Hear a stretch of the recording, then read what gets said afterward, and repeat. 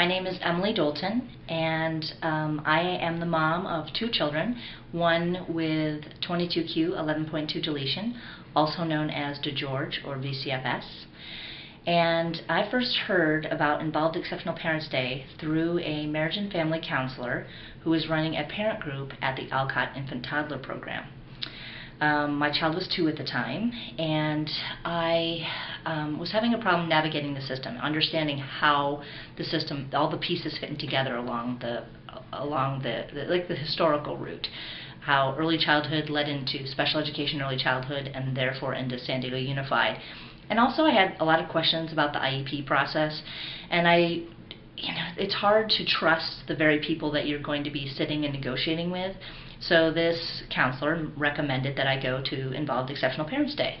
And I loved it. I was a little afraid because when I got the conference booklet and was registering, a lot of the workshops seemed to be geared towards workshops that would be for children older than my own.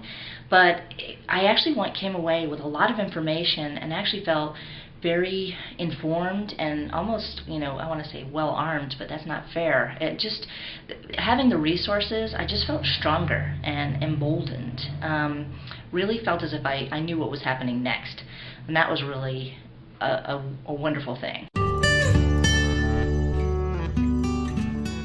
One of my favorite speakers was Kathy Snow.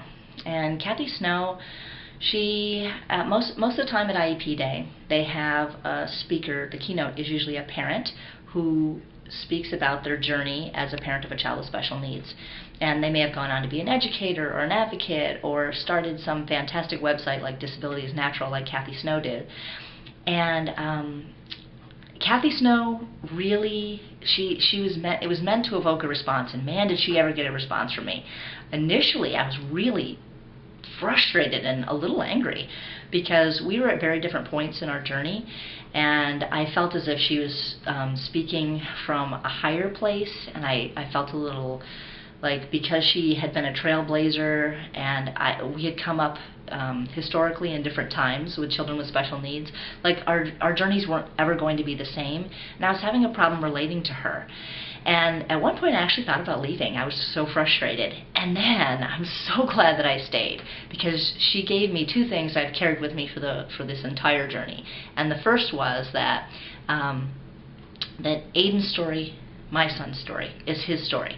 His disability is his disability and not my own. My story is that I'm the mother. Part of my story, a very small part of my story, is I'm the mother of a child with a disability. But 22q is Aiden's story and Aiden's story alone. And at some point, when he starts to begin to advocate for himself, that story is not going to be one that I can tell. I can't put him in a 22q and U shirt. I can't, proclaim that that is his diagnosis. I can't do those things anymore because it's not my story. And I consciously think each time someone asks me a question about my son, whether or not it's appropriate for me to talk about it in that venue. And that was an incredible gift. I mean, it really, I stop and I pause and I think about it each time. And if I make a mistake and I overstep, or I think I overstep that line, I'll even say to the parent, I really feel as if I'm going down a road that's not okay for me to go down. And it's really enlightening. It was really enlightening. The other thing she explained to me was, or explained to everyone, was that when your child is having a nervous temper tantrum in the middle of Trader Joe's, every child has those. They don't have them just because they have autism. They don't have them just because they have Down syndrome or 22q. This is, I have had a temper tantrum in the middle of Home Depot when someone else got called before I was in the paint department. We all have our days where we just kind of melt down. And what happens a lot of times with parents is that we apologize for that child's behavior by naming their diagnosis or saying, oh, I'm so sorry, he has developmental delay, so he doesn't understand. And she just basically said, why would you do that? No one's standing above you going, oh, forgive Emily for saying that. She did it because she's really stressed out and she's the parent of a child with special needs. No one does that for you, so why would you do that for your child? Every child melts down.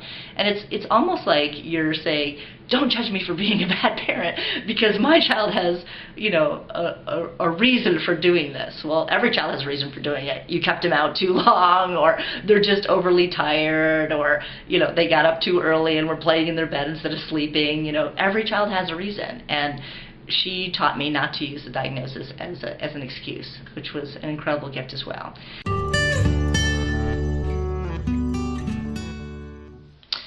One of the questions we get asked a lot is there anything for Spanish speakers, or are things translated? Absolutely.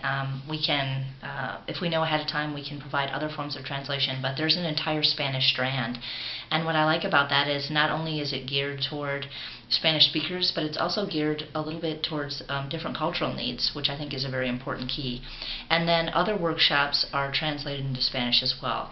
If you go to www.iepday.org, it will tell you specifically which workshops are translated. So I think we definitely have a lot of options for different language speakers. This year I'm excited about a lot of things. This year's the first year that we have a strand about transitioning to adults and teens transitioning to adults. So I think it'd be great for teens to come as well, so that they can see what's available as post-secondary education, recreational activities. And I think, you know, parents that's a big diving board to jump off. Like, you have all these supports in the school district or through regional center, and all of a sudden we're going into adulthood and things are a lot different. There's a lot less available. And knowing what's the right program for your kid as they become an adult is a really scary precipice to stand on. For parents as well as teens. So I'm really excited about this. We have a network lunch as well, where we get to rotate and talk to the different people they'd be interested in, whether if you're more interested in post-secondary education options or recreation options. I also love the fact that we have a over 70 table resource fair. I always find something new that I learn about every year. And there's also one particular workshop I'm interested in, which is a reflective parenting workshop given by Chris Walsh, where he talks about how to recognize when you're in a spot where you shouldn't really be. You're not self-regulated yourself, and you shouldn't really be in a negotiative process if you're not self-regulated. I think that could be a really good thing for parents. We're always trying to figure out how to make ourselves stronger so that we can be a better parent. Every year I learn something new. Every year I meet a new parent that is a great source of comfort. You know, someone who can say, "Oh, me too." And sometimes just knowing "me too" is just the greatest gift of all. So I'm hoping that you will come out on March 17th this year and join us in a day of learning and fellowship and fun.